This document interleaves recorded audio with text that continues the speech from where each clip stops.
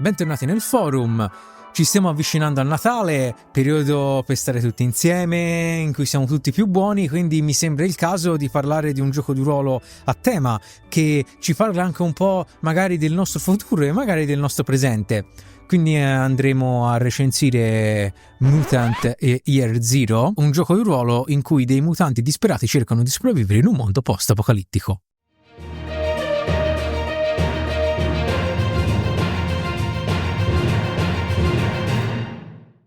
Ora, Mutant Year Zero, gioco interessante dalla storia un pochino particolare, perché è ambientato in un setting che non è in realtà suo originale, ma ha avuto una bella storia dietro prima che uscisse effettivamente Mutant Year Zero. Innanzitutto è un gioco della Free League, anzi uno dei giochi della Free League, dato che fa nascere, è colui che inizia il sistema Year Zero, che abbiamo visto molto spesso su questo canale. In Italia è distribuito dalla Weird Edizioni, ma è ambientato in un mondo che il gioco di ruolo aveva già visto, dato che l'ambientazione ovviamente post-apocalittica è ispirata a un gioco dell'84 chiamato Mutant. Ora, questo gioco potreste averlo sentito nominare vagamente sotto un altro nome, perché nel 92 Mutant rilasciò una sua espansione dal nome particolare Mutant Space, che faceva dei cambi significativi a quelli che erano le premesse, narrative, e lo ambientava in tutto il sistema solare. Il Mutant originale era un post-apocalittico in cui i protagonisti erano questi mutanti a diversi decenni dall'apocalisse. Questo gioco non ebbe molto successo, così gli editori originali, la Target Games, decise di ripubblicarlo poco tempo dopo, grazie anche ispirandosi all'uscita inglese di Cult, sotto un altro nome che oggi conosciamo come Mutant Chronicles. Quindi sostanzialmente Mutant Year Zero è il prequel del gioco originale che ha poi ispirato Mutant Chronicles. Detto questo, in che mondo ci catapulta Mutant Year Zero?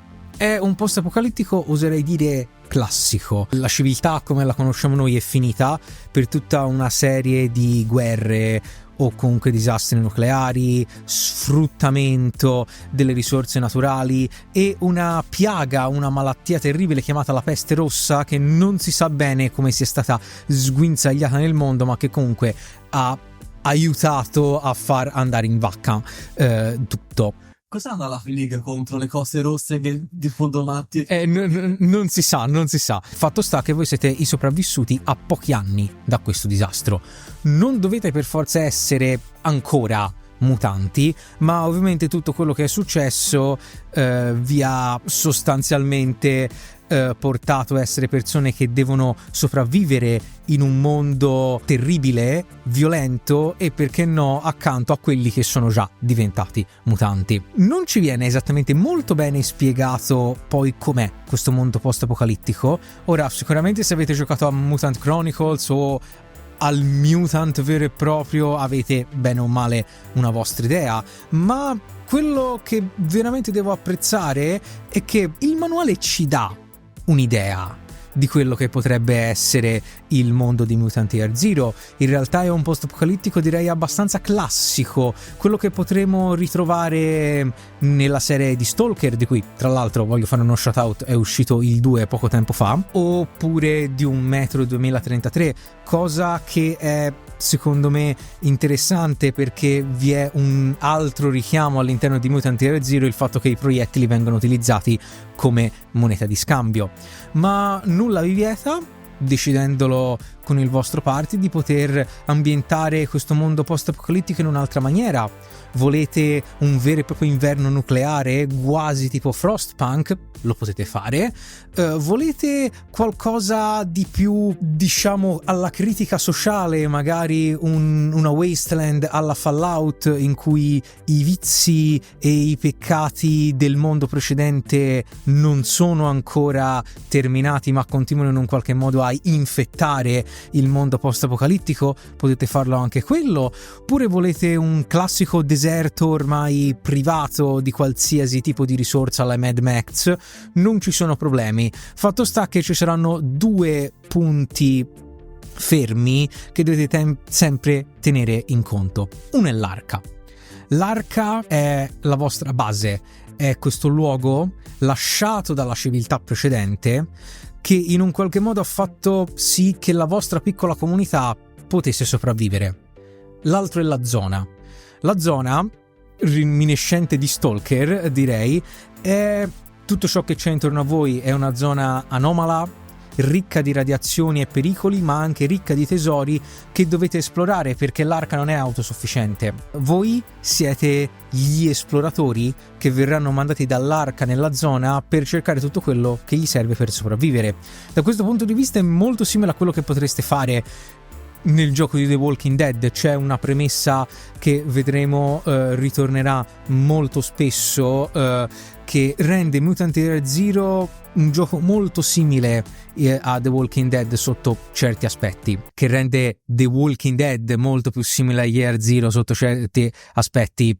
Ho fatto questo scambio poco felice, ecco. Comunque c'è molta vicinanza fra il modo in cui viene gestito il viaggio, la mappa, ma da un certo punto di vista anche il nostro rifugio nei due giochi. E ovviamente The Walking Dead prende ispirazione da Mutant Year Zero. Radiazioni, razziatori, mutanti, quelli cattivi, non noi, non sono l'unico rischio che potremo trovare in questa zona, perché ci sono altri pericoli che potrebbero essere normali pericoli ambientali che vi potete aspettare da un mondo post-apocalittico, ma anche il terribile marciume, in inglese è definito The Rot.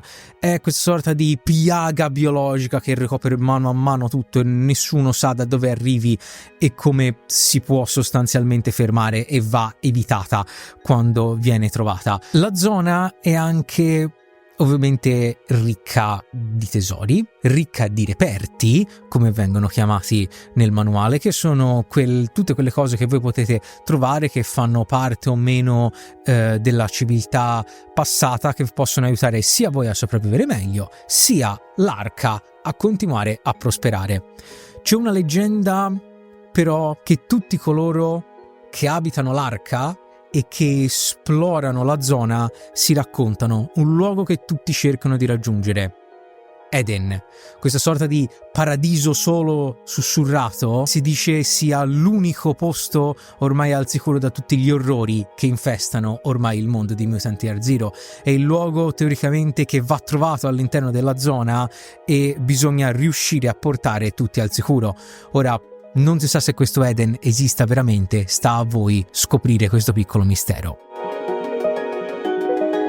Andiamo a vedere a questo punto la parte tecnica di questo gioco, iniziando dalla scheda, che in pieno stile Free League e Year Zero è in realtà una scheda molto minimale nei suoi contenuti e molto veloce da essere compilata. Devo dire, è molto carina e si inizia a vedere già quelle strutture che saranno poi utilizzate in tutti gli altri giochi a ispirazione Year Zero che abbiamo recensito precedentemente su questo canale. Allora, come vedete, minimale, con tutte le informazioni che ci possono servire. Mi scuso se la scheda è effettivamente in inglese, però purtroppo una scheda online editabile in italiano non esiste. Comunque, noi partiamo con i nostri attributi, le nostre caratteristiche fondamentali sostanzialmente. Come vedete sono 4, abbastanza esplicativi: forza, agilità, wits, come si potrebbe dire, volontà, e empatia. Ognuna di queste caratteristiche, di questi attributi, avrà un valore che potete decidere voi distribuendo in totale 14 punti. Ogni caratteristica potrà andare da 2 a 4. Ce n'è una, in particolare nel mio caso è agilità, che potrà essere portata fino a 5, come in questo caso io ho fatto, perché sarà l'attributo caratteristico della vostra classe, del vostro archetipo. Come vedete, Bill è uno stalker, ma ci sono vari archetipi che potete scegliere, ognuno ovviamente serve ad un ruolo particolare all'interno del party. Appunto lo stalker è colui che va in esplorazione, ma ci sono specialisti di combattimento, soggetti che gestiscono meglio i conflitti sociali, ce n'è anche uno che serve apposta per combattere grazie agli animali, che può essere carino, tenendo conto che di base non partite con le mutazioni, potete partirne solo con una, come ho fatto io. In questo caso vedete che ha magneto umano, posso attirare le cose a me, ma avere una mutazione di partenza significa che voi sottrarrete uno dei punti da dare agli attributi, quindi invece che darne 14 ne darete 13. Ogni archetipo, ogni classe vi dà accesso ad una abilità particolare solo vostra, che nel caso dello stalker è trovare il percorso, come vedete in fondo alla lista delle abilità con valore di 2. Questo sarà importante perché sarà l'unica abilità a cui dovete distribuire almeno un punto, perché sennò è impossibile da attivare in gioco. A questo punto potete tranquillamente distribuire 10 punti fra qualsiasi abilità preferiate, tenendo conto che non possono andare in creazione più in alto di 3, tranne l'abilità particolare della vostra classe, del vostro archetipo, che può arrivare fino a 4. Tutto quello che rimane da fare è, se li avete, stabilire i vostri punti mutazione. I punti mutazione servono a guadagnare nuove mutazioni e utilizzare particolari caratteristiche di quelle che avete già. Generalmente si ottengono o pushando i tiri, o ne ottenete all'inizio di ogni sessione un numero pari al vostro numero di mutazioni. Io ne ho una e come vedete ho un punto mutazione. Indicare il vostro equipaggiamento: come vedete io ho un fucile di scarti, un fucile fatto diciamo di spazzatura, ecco, 3 razioni di cibo, 3 razioni di acqua e infine in fondo vedete bullet, proiettili 1 sono i soldi. Questi vengono decretati, vengono decisi con un tiro di D6 ognuno, e qualsiasi altro tipo di equipaggiamento che possiamo avere, come ad esempio le armi, ci vengono indicati nella scheda del nostro archetipo, cosa che ci indicherà anche gli spunti, ad esempio per la nostra apparenza fisica, ma anche tutti quegli elementi che daranno un po' di flavor al personaggio, quali il suo comportamento con gli altri, quale potrebbero essere i suoi obiettivi a lungo termine, di cosa potrebbe avere paura, comunque tutte quelle questioni diciamo di flavor che vi potrebbero aiutare durante l'interpretazione. Molto importante è che la scheda continua. Come vedete avete il segnalatore per i vostri punti marciume, per i vostri punti esperienza, e la vostra scheda delle relazioni. In una maniera simile a Vese, nelle relazioni vanno decise da subito. Ci sono degli spunti nella vostra scheda di classe, nella vostra descrizione di classe, e sono interessanti perché possono individuare le dinamiche fra il party. Ci potrebbero essere alcuni membri del party che non vi piacciono, o alcuni che potete indicare spuntando la casellina accanto che vi sono particolarmente amici, tenendo conto che queste relazioni possono anche cambiare alla fine delle sessioni. La seconda scheda è invece tenuta per le note più significative per voi, ad esempio una lista di NPC che voi poteste avere incontrato, note varie, e anche vedete al centro la descrizione dell'arca, qui viene chiamata Den, quindi il luogo sostanzialmente che vi fa da hub, che è presente da questo momento in poi praticamente in quasi tutti i giochi della Free League che utilizzano questo sistema. Ritornando velocemente su, vedete le varie caselle accanto agli attributi, quelle sono sostanzialmente i vostri PF, ovvero i danni che verranno assegnati agli attributi ogni volta che, a seguito di un push the roll, ogni volta che forzerete il tiro vi dovete segnare, e quindi andranno mano a mano a identificare il deterioramento fisico e mentale del vostro personaggio, fino a che, quando porteranno la caratteristica, l'attributo andare a 0, a guadagnare determinate condizioni che sono indicate sotto. Come potete vedere, se avete visto molte altre recensioni che abbiamo fatto di giochi Free League, individuerete degli elementi che potete ricollegare a tutti quei giochi che hanno ugualmente lo Year Zero come sistema. Ad esempio, i danni che vengono buttati direttamente sugli attributi è una cosa che è presente tranquillamente anche in Forbidden Lands, come ad esempio la condizione broken, le relazioni, il fatto che tutti i personaggi hanno un hub a cui ritornare. Tra l'altro la nostra arca andrà identificata e creata sostanzialmente in modo simile a quella che è la home base del gioco di The Walking Dead, con le stesse necessità e obiettivi a lungo termine che noi possiamo realizzare non solo per farla sopravvivere ma per migliorarla. C'è una caratteristica di esplorazione e di raccolta di risorse che ricorda non solo The Walking Dead ma anche Twilight 2000, tenendo conto anche della pericolosità del mondo intorno a voi, che è sicuramente comune a entrambi i giochi. A questo punto io non starò a nascondermi dietro il dado e star a rispiegare il sistema di gioco Year Zero come se non l'avessimo spiegato già diverse volte. Questo è sostanzialmente la versione originale, la versione pura dello Year Zero, e che quindi ricomprende tutti gli elementi che nei giochi che poi lo hanno utilizzato abbiamo visto. Molto spesso in altri titoli avevano adattato alcune parti, alcuni aspetti dello Year Zero per meglio rientrare nell'ambientazione. Qui invece è l'ambientazione prevista per lo Year Zero, con un'unica particolare differenza che si ritrova in molti altri derivati ma non è qui presente: le carte per l'iniziativa. Ora, le carte sono presenti come schedine dei nemici, sono presenti come tesori, ma non sono presenti, diciamo, numerate per l'iniziativa. L'iniziativa semplicemente si stabilirà tirando un D6 e sommandoci il nostro valore di agilità. Per il resto è classico, è appunto lo Year Zero originale. Noi avremo una serie di dadi, di D6 in particolare. Prendiamo in questo caso 6, 3 dati dall'attributo, 3 dati dall'abilità.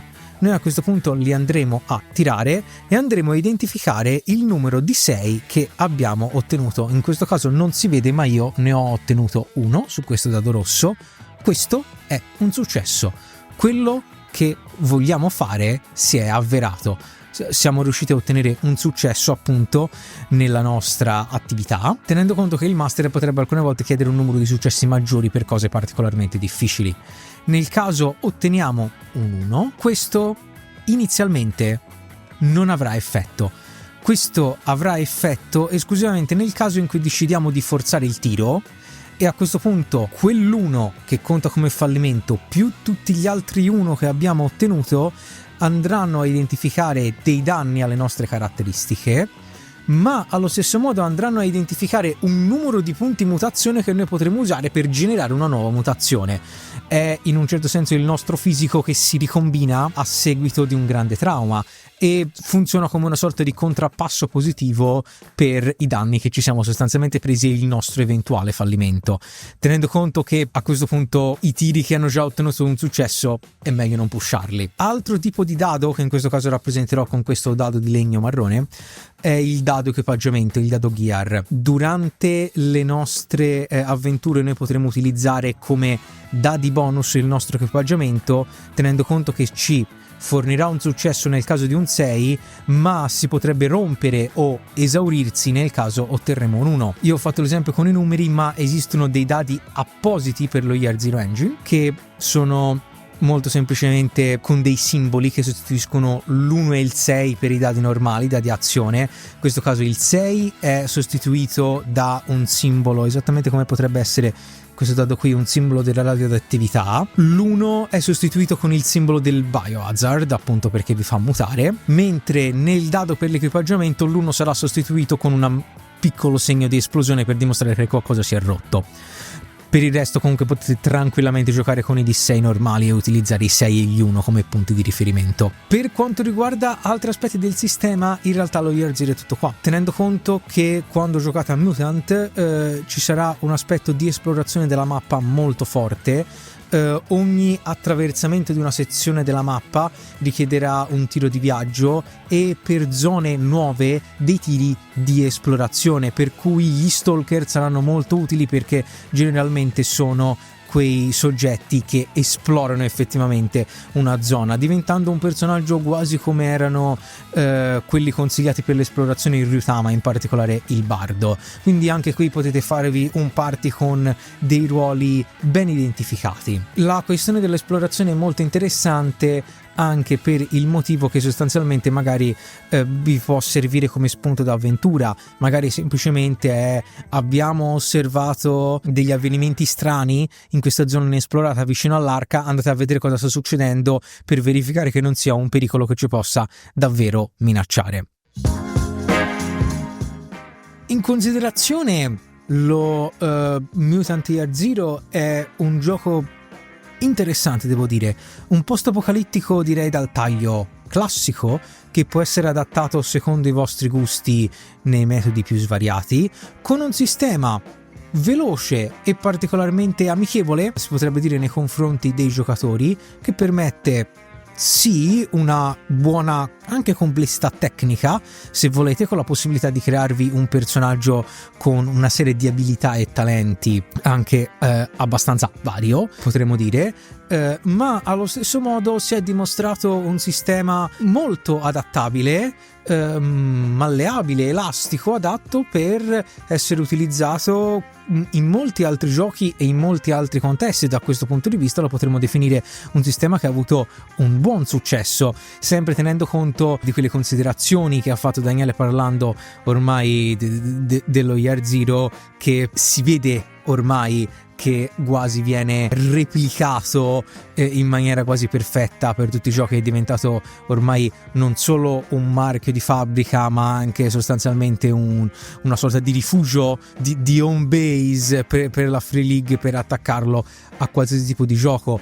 E da un certo punto di vista lo posso capire, perché non è così tanto difficile da imparare, ecco, come sistema. Una volta che l'avete giocato sapete perfettamente come funziona. In conclusione, io, se vi piace il post-apocalittico e soprattutto vi piace un post-apocalittico che potete bene o male gestirvi un po' come volete, ve lo consiglio. Non è alcune volte male ritornare, diciamo, al gioco originale, anche se comunque questo inizia a averci i suoi anni. Quindi soprattutto se avete apprezzato altri titoli Free League con questo sistema, vi troverete tranquillamente a vostro agio. Prima di arrivare ai ringraziamenti, voglio ricordare che tra l'altro esistono varie, non voglio dire espansioni, ma vari altri media per Mutant Year Zero. Innanzitutto vi è un'espansione a tema spaziale chiamato Ad Astra, che è ambientata appunto nello spazio fuori dalla Terra dove si sta svolgendo Mutant Year Zero, e tra l'altro contiene anche nella sua sezione, diciamo, di ambientazione